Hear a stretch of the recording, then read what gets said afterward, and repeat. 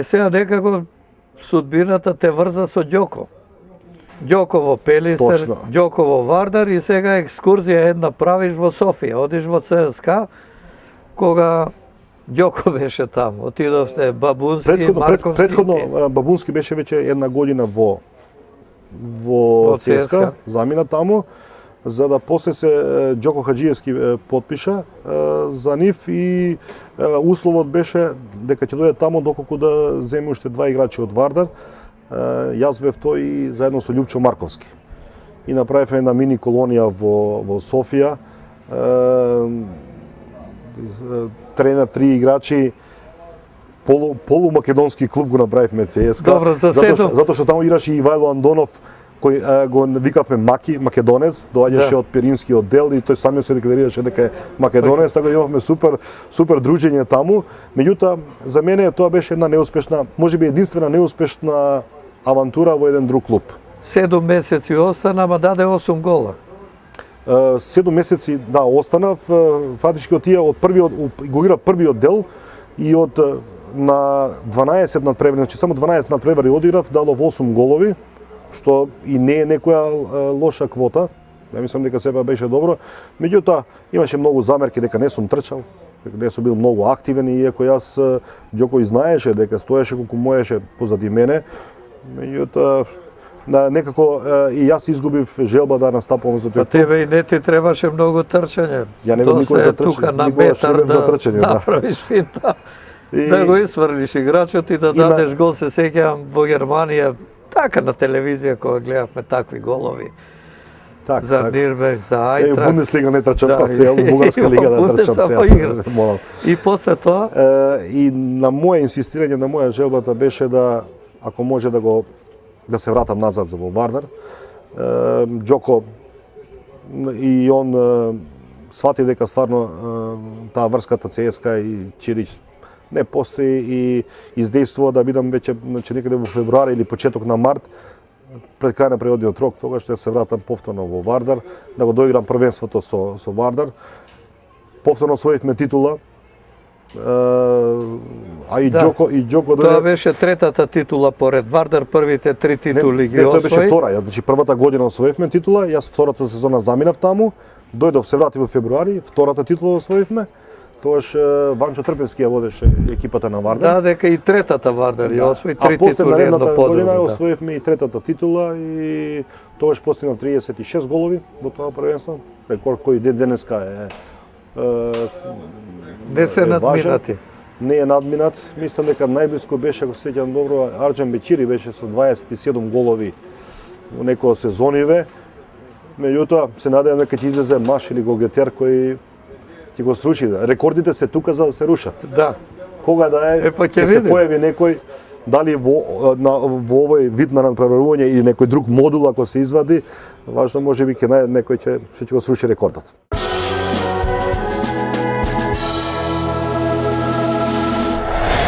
Ти продолжуваш после во Арау во Швајцарија, во првата швајцарска лига. Да, јас во основа Вардар ме нудеше, требаше да одам за Гингамп, екипата во Франција. Меѓутоа, имаше некои недоразбирања помеѓу мене и Вардар пред крај на таа сезона, затоа што јас бев претходно некаде 94-та бев во Бразил на проба, во една екипа, 15 ноември од Пирасикаба, во Сао Пауло лигата. Таму и потпишав договор и чекав 2 или 3 недели чекав да добијам сертификат од Македонија, тоа ствар да ми упушеше сертификатот. Меѓутоа тие инсистираа да се вратам, да го одиграм купот, финалето на купот со Силекс, за да после наводно ќе ме пуштале. Иако инсистирав да останам таму, затоа што беше супер понуда, ново искуство, ќе бев први европски играч што заиграл во Бразил, да. После мене, ја не успеав тоа, мислам дека Рамбо Петковиќ, он потпише, тој беше првиот, да. Затоа што Бразил секогаш извезувал играчи, никогаш не земал поготово од Европа играч, значи ќе беше едно мало чудо. Како што реков, не ме пушти и Вардар, се вратив назад, одиравме купот, не ме пушти ја повторно да идам таму. За подоцна да ми го најдат францускиот клуб, меѓутоа и таму ништо и отиде. Не, јас одбив. Јас реков не сакам таму, ќе одам за Арау. Ама подобри пари се за вас, за вие не ме пуштите вамо, сега не одам таму, го отбирам Арау. Иако помал клуб, тоест помала лига, сепак за мене беше добра. Тој скок можеби ќе беше преголем од македонска лига, директ таму француска лига, може ќе беше пак повторно неуспешна сезона. Во Арау супер се снајдов. 2,5 години одидов. Тамо беше стандарден. 70 надпревари за 2,5 години, значи скоро сите надпревари одирани, семо оние поради повреда на кој не сум настапувал, 30 голови.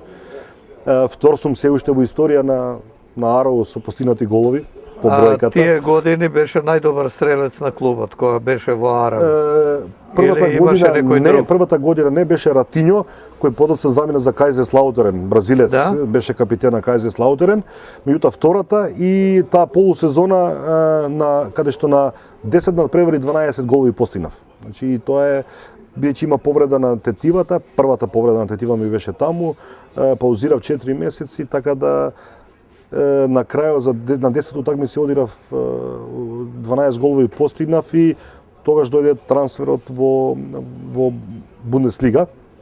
Не те уплаши малку таа повреда, зашто тетивата е незгодна. На 29,5 години има повреда, значи и веќе размислував, кај нас беше, се велеше, ако отиде тетивата или укрстени легаменти, година дена најмалку пауза или крај на кариерата. Тамо побрзо. Меѓутоа сепак во Швајцарија видов дека навистина тоа медицината беше многу напредната. Јас после 3 месеци и десетина дена веќе настапував. После јас се правив операција во Базел, во клиниката на доктор Сегесер, и тој доктор го понатака во кариерата уште 2 пати заминав кај него, зашто имав доверба и секој пат после неговите операции, значи се враќав. Тој знаеше што отвара и што треба да оперира. Зоки многу јак доктор, да, точно. Многу јак доктор. И отиде во Германија. Во Германија и тоа ќе ви кажам како, значи директорот на Нюрнберг, Жорж Фолкерт, на пат од Базел за Цирих да ги гледа шпицовите на, јас морам да кажам дека у македонскава лига и цело време и у ЦСКА ја го играв број 10, значи играв позади шпицот, секојаш увезна линија. Меѓутоа кога отидов во Арау, ме префрлија директно во напад. Што тогашниот тренер Мартин Трумпер рече: "Саша, ти си само за шпиц роден." А бројот? И ми дадоа број 9. 9 ми дадоа број. Ја зборев дека не сум давал голови, меѓутоа како везнјак, рекол не, ова е твојата нова позиција. Ме ставија и се снајдов добро, се снајдов таму. И не требаше многу трчање? Па се работеше доста, многу повеќе него кај нас. Мора да се признае дека многу повеќе до нас. Арау имаше супер екипа, таму беа многу интернационалци од кои некако во пакет отидовме тројца одеднаш, тогаш кога ја заминав за Нюрнберг, Ратиньо замина за Кајзерслаутерен, стана капитен, јас во Нюрнберг капитен и Роди Ромбијак, еден холанѓанец исто кој играше во Арау, тој замина во Вердер Бремен и тој стана капитен. Значи 3 играчи од таа екипа на Арау заминав во Германија и станавме сите капитени во своите екипи, а Арау важи екипа горе во Швајцарија која е како одскочна даска за многу играчи. Значи голем број на играчи од Бундеслига или од Франција или од Италија имат од Арау играле и заминале во тие екипи. Податок да кажеме и тренери. Хицфилд исто бил, Отмар Хицфилд бил тренер на Арау, од таму заминал во Германија и после стана направи кариера, стана и на Бајерн. Светски тренер, па и селектор на Швајцарија. Точно. Сега приказката за авионот. За кој авион? Па на враќање таму кажуваш. Тој со кола заминува од Базел, директорот заминува со кола за Цирих да ги гледа или Турк Илмаз или Молдован, двата шпица на Грасхоперс. Во висина на излез, на автопатот на излезот за Арау, тешка сообраќајка и Жорж стои некаде сат време стои во колона, во гужва. Гледа на стат, не може, самиот ми кажуваше после, не можем да стигнам ништо на утакмица. Се јавува каде игра Арау дома. Излегува веднаш на излезот, пошто тука баш се случило, тука застанал, излегува на излезот, доаѓа на наш надпревар, кој што ние го игравме против ФЦ Цвирих, го игравме. И седи едно полувреме. А тоа беше мојот втор надпревар после операцијата. Значи на свежина играв некаде едно полувреме. Може да излежам, второто веќе многу паѓав, немав подготовки. А тој го гледаше првото полувреме каде што ја играм феноменално. Кој е овој играч? Тој и тој. Запишува кој му е менаџер со нашиот директор. Како сите директори нормално имаат комуникација. зима информации и на полувремето заминува по другиот автопат да стигне до Цирих. Пошто Арау е 10 минути, 15 минути е до Цирих беше. Да. И си замина по време. Значи го гледаше тоа што требаше да го види у прво време и после си замина. И ти се најде после во Нирнберг. За да после 4 кола, кој беше јавише се врати полеку формата, доаѓа заедно со Феликс Магат, со тренерот, тогашниот тренер на доаѓаат токму на тој надпревар дома кој е против Лозана, каде што ја постигнувам 3 гола. 4-2 го добиваме надпреварот, 3 гола постигнувам и тогаш Феликс Магат ме одбра за негов шпиц. Да, вика, го земаме момчево од Македонија. Момчево, ова старо го земаме од Македонија. Нас не поканија, ние завршиме во Швајцарија, првиот дел, не поканија да бидеме гости на нивиот надпревар, кој понеделнички, знаете, втора лига се игра понеделнички, се игра таму. Игра дома со некоја екипа, Штутгарт Кикерс, мислам. Бевме на трибината таму, тајно, за да никој не знае, иако новинарите више сумња, ова е некој играч, гледа по конституција, да. Го одгледав надпреварот, Нимберг го доби 1:0, за да после надпреварот отидеме на вечера, отидовме, јас со мојот менаџер, директорот на клубот и Феликс Магат. Тогаш прв го видов Магат, име големо, кој е со Хамбург му даде финалето, им даде гол на Јувентус 1:0, значи голем тренер и голем играч, и прв пат седеше заедно со мене. Додека менаџерите зборуваа, Феликс збор не прозборе. Јас се чудив каков тип е овој цело време, само јаде и ќути, ништо не збореше. Па тој го кажал своето. Кога заврши со вечерата, тогаш ме погледа на мене и ми рече: добро, Саша, кажи ми, денеска дали го виде надпреварот, ој е нашиот. Ја мислев за мене ќе збори, и ме вика: дали го виде надпреварот? Да, го видов. Што ќе кажеш за моите шпицови? Ја викам: феноменални. Дечкиве трчат, бркат се, борат, клизат, на аут, на центар, сегде стигат сваки час. Тој вика: тоа не ми се свиѓа мене. И јас се чудам се зашто не му се свиѓа на човекот, се не знам. Трчат се, борат. Мене не ми треба некој да трчи, да се бори, да клизе. Мене ми треба еден да стои и голови да дава. И ја тоа што му реков: ако е за стоење, јас сум тој, викам. Да. И тоа е првот и за нас мија, да. И викам: јас сум го за стоење, тука сум ја. Нема грешка. И брзо се договоривме тука, така да за 20 на дена преминав во Нимберг и бев до пред 3 години или 4 години, мислам дека бев најскап трансфер во втората лига, во втората Бундеслига. Платија преку 1.200.000 за мене на Аро, на клубот платија за играч кој настапува во втора лига. Значи не се немаше. И ти во Нирнберг дојде во моментите кога клубот беше во втора лига? Дојдов, беа четврто место во втора лига. Веќе прв надпревар игравме против второ пласираниот Гютерслох, значи дерби надпревар, и тоа се соочив со тврдоста на втора лига. На германскиот фудбал воопшто. Не ги поминав добро подготовките, затоа што на еден од турнир во мал фудбал што го игра таму во Швајцарија, пред да заменам токму за Аро, се повредив. И спуштив голем дел од подготовките. И баш на надпревар, првиот надпревар, не бев, да кажем, бев не со 6-70% може би спремен. Меѓутоа, на тој надпревар бруеше цела Германија колку се платиле за 30 годишен. Мојот договор го потпиша на 30 роденден, на мојот 30 роденден. Значи сите зборуваат за еден толку стар играч, толку да се платат пари, тоа е кој од клубот време ќе видите полека. Надпреварот изгубив 95% дуелите ги изгубив. Значи рече ништо не добив од дуелите, немав удар према голот, према голот. Неколку пати добро осетив и по чланци и горе со лактиве, така да тотално неуспешен старт во таа втора лига. И после утакмица ние го добивме надпреварот 1:0, меѓутоа таа недела после надпреварот во наводници ме утепа весниците. Значи ништо не такви зборови, за џабе го земавме. Колку толку знаев дека нешто германски, пошто во Швајцарија се збореше германски и меѓутоа тие зборови прв ги слушав. И сега земам весник, читам тамо Чирич, да речеме пишува помадик, речникот, врти, помадик, ау, лошо. Чирич Штегајгер, врти, лале, што е ова? Значи му тепа, научив многу зборови, такви лоши зборови, да. Доаѓа пресконференција после пред наредниот надпревар со Фрајбург. Ние избивме веќе на второ место. Фрајбург играше прво место, играме кај нив гости. и на пресконференцијата место новинарите да прашуваат за надпреварот, цело време новинарите Чириш дали ќе игра? зашто Чирич не повторно за надпреварот слабо и што сте го купиле како. И Феликс Магат вика да ви кажем на сите на пресконференција, за мене Чирич беше најдобар играч на надпреварот прошлиот. И сите како бре тренерот? Како? Па ја тоа му го рекол. Ја што му реков се исполни. Ја му реков немој да си шутира на гол, немој да си немој да трчаш многу, стои само на страна и ти ги врзеш другите играчи.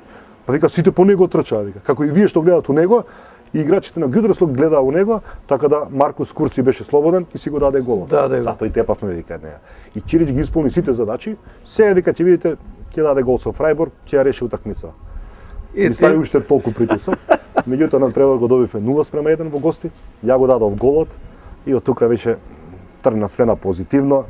Ги имаше оние позитивни зборови и коментари. Да, златни моменти. Во Нирнберг ти остави убав печат, Значи, втора лига, ние влеговме во прва лига. Да, влеговте во прва, ти беше најдобар стрелец и и сега си втор, значи стрелец на Нирнберг во овие моменти. Тоа кога дојдов, ја бев на пола со пола првенство, исти број на голови бевме со Висингер, кој подоцна замина за Бајер Минхен. Меѓутоа мене најважно ми беше како ќе одирам ја од таа Бундеслига. Што Бундеслига тоа сме го гледали на телевизија. И мисля дека ќе биде многу потешко и од втората лига, меѓутоа за мене беше многу полесно. Затоа што првата лига полесна ти беше, затоа што да речеме на почеток веќе игравме да кажеме со Дортмунд кој игравме, топката доаѓа према мене, ја очекувам стартот позади, како што порано било во југословенските лиги или па како во втората лига. Меѓутоа гледам никој нема околу мене. Се вртам, го гледаш Јурген Колер, значи легенда на германски фудбал, штопер, он позади мене, он културен играч фин, чека да се свртиш, па културно, ајде да се одземе топката, а не да сече. А ја очекувам тоа. Викам, ова лига е за мене измислена. Феликс Магат многу ми помогна тука. Феликс Магат е познат како тренер со брутални тренинзи.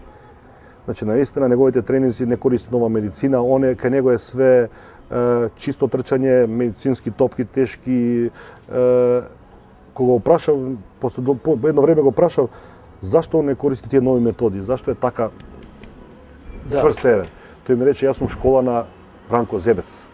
Значи, токму на југословенската школа, он ја применува таму. Она ние. Така да, меѓутоа, он примети дека ја не сум тип на играч кој може многу да трча. Значи, не треба да ме премори мене. Затоа секојаш на тренинзите и на тренинг те штедеш. Полека, да. Ако се долги трчањата, тој ќе ми извади на пола. Тоа од тебе очекуваше голови, не го требаше ништо, знаеше што може да добие. Око. Он ти рече ме викаше мене бразилијанец. И денес како ќе се слушаме на телефон, тој вика кај си бразилијанец. Ја викам тренер бразилијанец, добар сум со топка доле. Не викам мрзлив си како нив. Не трчаш како нив. И после Нирнберг одиш во Ајнтрахт. Ајнтрахт беше во прва лига тогаш? Јас во Нирнберг кога бев при крај на сезоната веќе преговарав со, пошто имав успешно настапував, иако некаде пред крај на првиот дел ја имав тешка повреда на лицево, на 6 места ми напукна главата во дуел со Пабло Тиамо Штутгарт, така да мора малце да паузира, меѓутоа и покрај таа пауза имав доста успешна сезона за Бундеслига, 13 постигнати голови, тоа е одлична квота и веќе бев на око на повеќе екипи. Мојот менаџер тогаш преговараше со Штутгарт и со Бајер Леверкузен. Меѓутоа најконкретни беа Фенербахче тогаш. Кај во Фенербахче беше тренер Јоаким Лев, сегашниот селектор на германска репрезентација. Тој беше и најупорен и ние многу лесно брзо се договоривме, така да требаше ја основно да заминам за Турција. Меѓутоа на 2 кола пред крај во Турција Фенербахче го изгуби купот.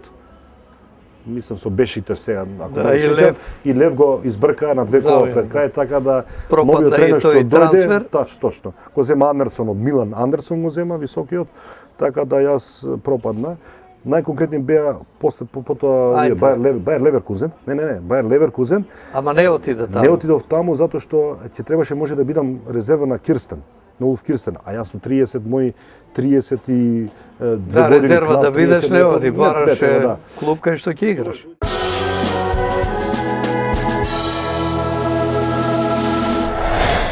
И тогаш дојде Тенис Борусија со понуда. Тие беа второлигашка екипа, меѓутоа со финансиски многу јака понуда. Имаа спонзор кој можеше да се носи и со Бајерн Мюнхен и со Борусија Дортмунд од прва лига, значи финансиски.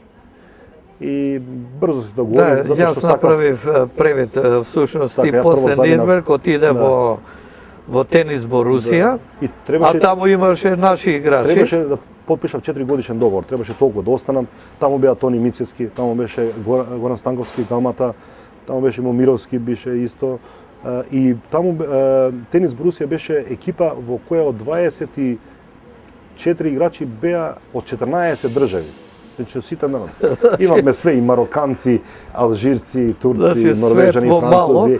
Југославија беше цела застапена. Значи од Словенија, конкретно до Македонија, од сите држави имаше по еден. Таму беше сегашниот тренер на Шкендија, Бруно Краповиќ. Да, Краповиќ од Ханза дојде, од Росток, играше со Тони Мицевски таму заедно. Може, да. А после Тенис Борусија, еве доаѓаш во Ајнтракт. Требаше да останам, како што реков, 4 години во Тенис Борусија. Ама се распадна клубот. Меѓутоа, спонзорот на клубот, Göttinger Групе, се распадна. Тоа беше пирамида систем, нешто како една банка што била. И ги открија за манипулации, и ме зема лиценцата, така да и ние автоматски со тој буџет од втора лига ни изфрлија во петта лига. И ние договорите на сите не ни важат. Да, и си најдовте клубови, ти отиде во Ајнтракт. Да. И таму остана од 2000-2002, 2 сезони. Еве овде имам нешто извадено, 11 голови, 25 надпревари.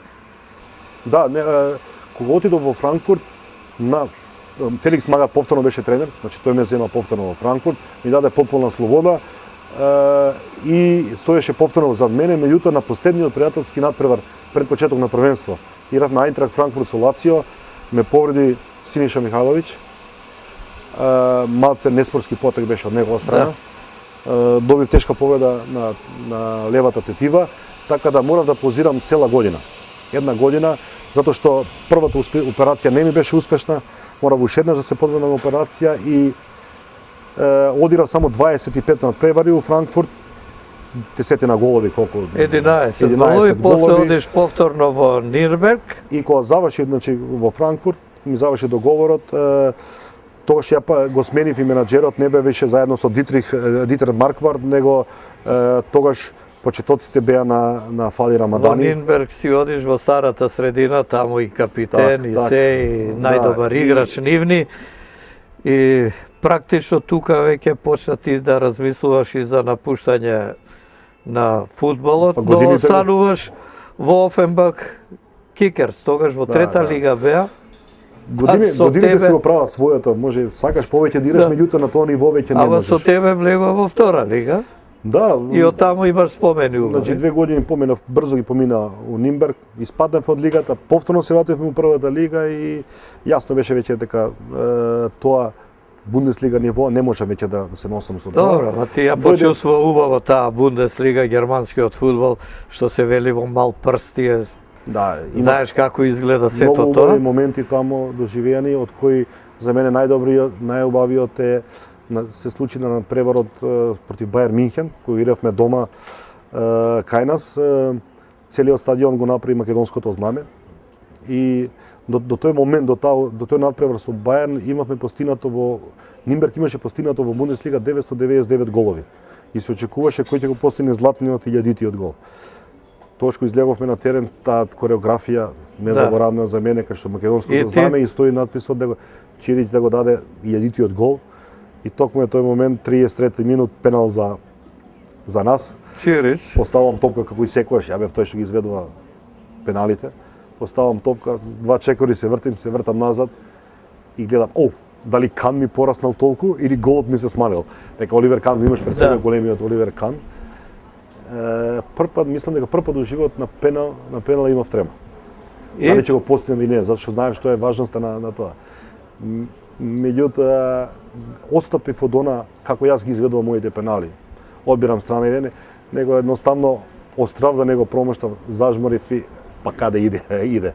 Нешто во стил како Дарко Панчев што го даде финалето и ми ја процени страната, меѓутоа го постигнал голот. И илјадите гол. Денеска сум запишан во историјата на Нирнберг, тој што го постигнал тој гол.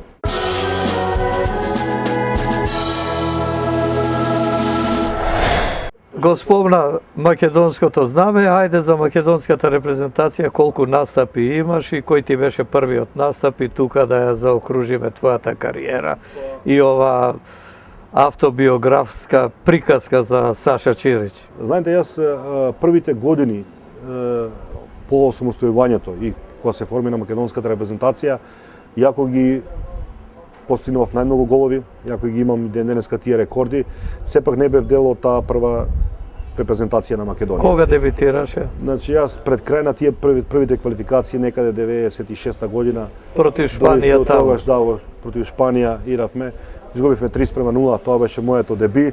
После дојде на преворот со Кипар 1:1, за да и се наредија 26 надпревари со 8 голови. Па толку за да бев веќе у години, значи кога бев у најдобри години не играв, не настапував, меѓутоа подоцна не е ни фер да се одзема место на помладиве играчи, така да на надпреворот против Хрватска, се поводи против Хрватска пријателска средба, се прости од репрезентацијата, 26 надпревари, се надевам дека дека сигурно сум максимум она што можеше да го дадеш за македонскиот фудбал и уште го даваш како директор на нашата репрезентација. Па сега на крајот од овој разговор мислам дека и гледачите разбраа кој е Саша Чирич, оние постарите знаат, овие помладите да дознаат каков играч сме имали и каде се играл и настапувал. Верувам дека и натаму фудбалски ќе се дружиме и ќе разговараме на една тема фудбалот. Ти благодарам многу и верувам дека и со репрезентацијата ќе постигнеме нешто повеќе. Ти благодарам и на тебе. Драго ми што се подсетивме на овие работи, некои да не се заборават, а она што сум го давал на теренот, сега како што рече го давам и како технички менеджер на репрезентацијата и навистина ми се радувал доколку конечно постигнеме еден голем успех. Младиве со U21 токму го има тој момент и се надевам дека многу брзо ќе не развеселат со настап на едно првенство. И со добри резултати. Така. Благодарам уште еднаш. Хвала.